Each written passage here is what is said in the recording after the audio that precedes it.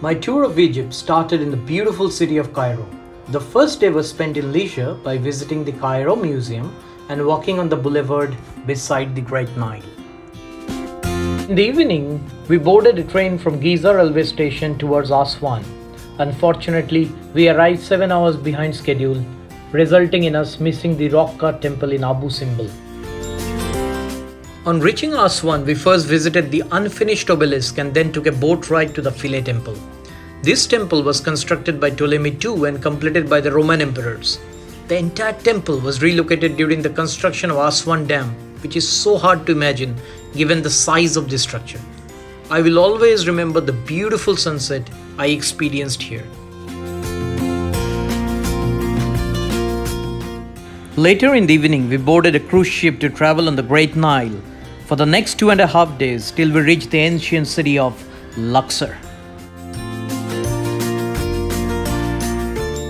The next morning, we visited Komombo, a temple dedicated to Sobek, the crocodile god, as well as Horus.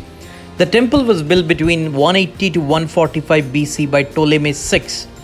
Do not miss visiting the Sobek sanctuary just 2 kilometers away, where mummies of crocodile were first discovered.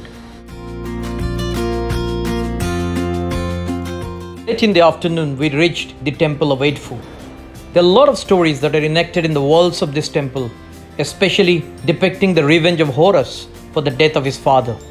In ancient Egypt, this city was important because it controlled the routes of the commercial caravans that went to Nubia through the valley of the Nile.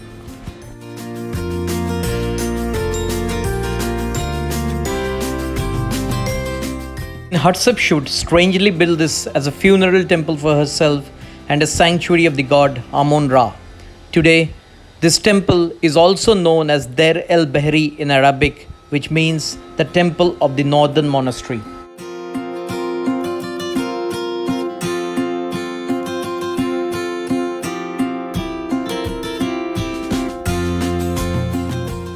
The Valley of the King and the Queen are the most spectacular destination of Egypt.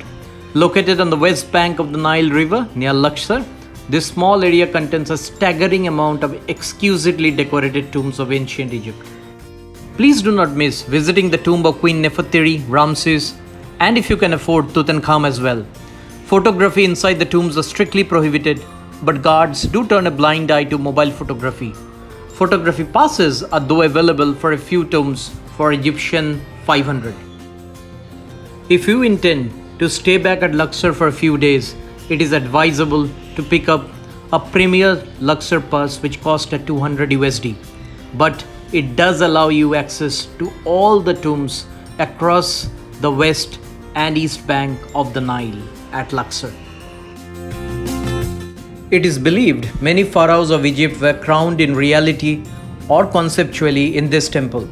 For example, Alexander the Great, who never visited south of Memphis, which is the modern-day Cairo, was said to be crowned in this temple.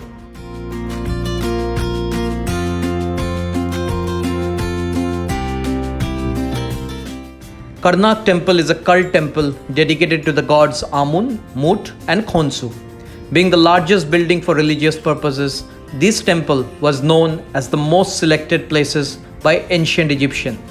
However, only 1 out of the 4 parts are open for public viewing at this point of time.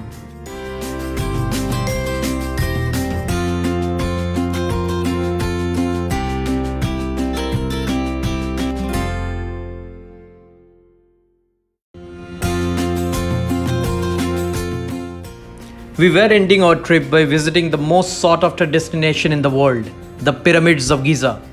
It is noteworthy that the first pyramid of Egypt is located 40 kilometers away from Giza, and unfortunately it is quite ordinary and thus not in the list of most travelers. Please note, limited tickets are issued every day at 7 AM onwards for entry inside the Khufu Pyramid. Please queue up and do not miss this opportunity at any cost.